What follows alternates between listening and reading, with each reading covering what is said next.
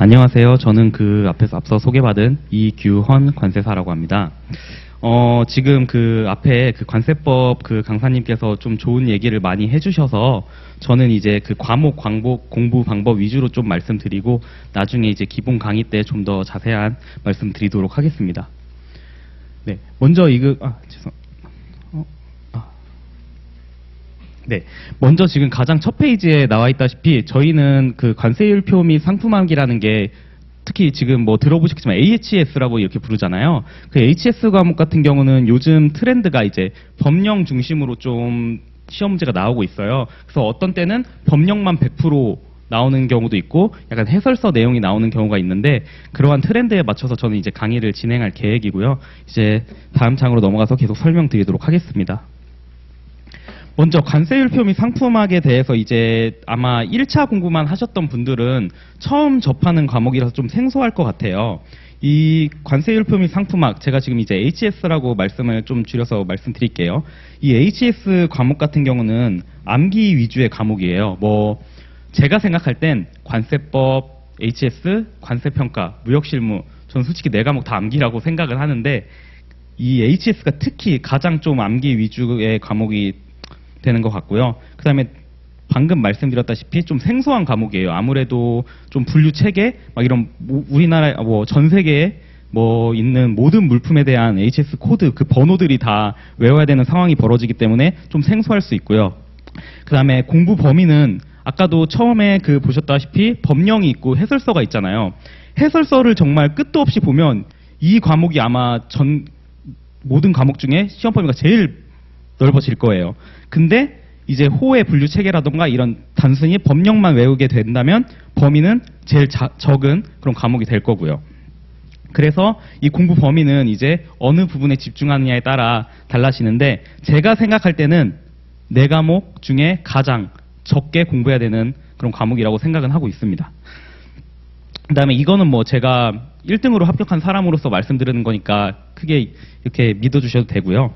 그 다음에 이게 가장 채점이 후한 과목, 이게 보통 저희 합격생들 그리고 저희 동기들도 다 얘기를 해보면 가장 점수가 높게 나와요. 잘 못 쓴 것 같은데? 라고 해도 딱 점수 나오는 거 보면 70점대가 나오는 경우도 있고 80점대가 나오는 경우도 있고요.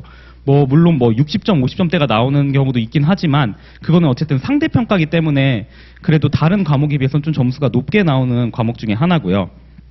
그 다음에 이제 저희가 이게 이제 과목이 아무래도 서술형이다 보니까 80분 안에 이제 모든 그 과목에 대해서 이 답안지 서술에 나가야 되는데 관세법이나 뭐 관세평가, 뭐 무역실무는 뭐 문제를 이해하거나 그리고 쓰는 데 있어서 이제 시간이 좀 부족한 경우가 많은데 HS 같은 경우는 어떻게 보면 문제에서 요구하는 바에 따라 딱딱 이제 쓰기만 하면 돼서 시간이 부족한 경우는 거의 없는 과목 중에 하나이기도 합니다.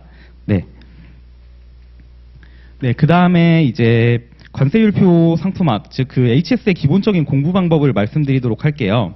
이제 공부 시간은 아마 초반에는 이 과목에 가장 많은 시간을 투자할 수도 있어요. 왜냐하면 처음 보는 용어들이 막 나오기 때문에. 그래서 최소 처음에는 하루에 3시간 정도 이제 공부를 하면서 암기를 하는 걸 추천드리고요. 하지만 이게 처음 이제 몇 달, 한 3, 4개월 지나가다 보면 이 과목이 공부 시간이 아마 제일 줄어들 거예요. 그러니까 초반에 너무 이제 이게 공부 시간이 많다고 해서 다른 과목 못하면 어떡하지? 라고 걱정할 필요는 없다고 생각을 하고 있습니다. 그 다음에 이제 이해와 암기, 이 부분인데요. 이게 사람마다 차이가 있는데 어떤 분들은 이제 나는 이해가 돼야지 암기가 되는 스타일이다 라는 분들이 좀 있어요. 그리고 아니면 저 같은 경우는 개인적으로는 이해가 안 돼도 암기를 그냥 했던 스타일이거든요. 근데 이거를 이 HS 과목을 아마 시작하시게 되면 나는 이해가 돼야지 암기가 돼 라는 스타일로 접근하시다 보면은 이 과목 절대 못합니다. 일단 무조건 외워야 되는 부분이 상당히 많아요. 대부분이 아마 관세사 공부하시는 수험생들이 대부분이 아마 물론 이과생분들도 계시지만 문과 위주의 이제 그 공부를 하셨던 분들이 대부분이거든요. 근데 전 세상에 있는 이런 물품을 다루는데 이공계 쪽 물품들도 상당히 뭐 화학물질 뭐 아니면 기계 쪽 많이 나오거든요. 저도 그런 부분에 대해서 단 하나의 지식도 없었지만 공부를 했던 사람이고요. 높은 점수를 받았었기 때문에 제가 이제 말씀드리는 바와 같이 이해보다는 암기 위주의 공부가 필요하다고 생각합니다. 물론 조금의 이해는 필요하죠. 네, 그렇게 말씀드리고요. 그 다음에 이제 교재인데요. 근데 특히 뭐 다른 과목은 이제 관세법이나 뭐 관세평가, 무역실무, 특히 무역실무가 되죠. 무역실무는 약간 교재마다 차이가 있을 거고, 그리고 법령을 다루는 과목들은 큰 차이가 없을 텐데, 정말 HS는 큰 차이가 없다고 생각해요. 다른 교재들만으로. 그래서 저 같은 경우도 HS를 그때 당시에는 모르니까 제가 수험생 시절에는 여러 강사님 교재를 샀어요. 근데 HS만은 그냥 강사는 어느 강사인지 모르겠지만 교재는 하나로 해도 충분합니다. 그리고 저 같은 경우는 공부할 때 교재가 두꺼우면 공부하기 싫더라고요. 책이 일단 두꺼우면 공부가 너무 하기 싫어서 저는 관세법이나 관세평가나 무역실무도 그 두꺼운 과목들도 교재를 다 나눴어요. 단원별로 나눠가지고 스프링 제본을 따로 하고 막, 왜냐하면 이 두께에 압도되더라고요. 그래서 그렇게 책을 나눴는데, 그래서 HS 같은 경우도 법령집이라고 이제 따로 있는데 나중에 뭐 공부를 시작하시면 이제 말씀을 드리겠지만, 그 법령집에 저는 법령집이 두껍지 않아요. 얇거든요. 여기에 단권화를 해서 공부를 했는데, 제가 지금 주변에 뭐 합격했던 동기들이나 그리고 후배 관세사들 얘기를 들어보면 대부분 자기 법령집에 단권화를 해서 합격한 비율이 좀 높더라고요. 그래서 교재는 제 생각에는 여러 책을 사실 필요 없이 어떤 강사님 것도 좋습니다. 그냥 그 법령집에 단권화를 하는 방법을 추천드립니다. 그 다음에 이제 예습 복습 부분인데요. 이건 예습이 거의 불가능합니다. 강의 이제 처음 이제 기본 강의를 들으시면서 이제 예습을 한번 해볼까 하는데 이거는 전혀 불가능합니다. 다른 과목은 가능할 수 있어요. 왜냐하면 1차에서 접해봤기 때문에. 근데 이거는 접해보지도 못했을 뿐더러 내용이 너무 생소해서 예습은 불가하고요. 복습만 충분히 따라와 주셔도 이 과목은 크게 무리가 없는 과목이라고 저는 생각하고 있습니다. 네, 그 다음에 이제 이 부분은 제가 쓴 건 아니고요. 이제 저도 이제 이 설명회를 준비하면서 이제 나무위키의 관세사를 검색해봤어요.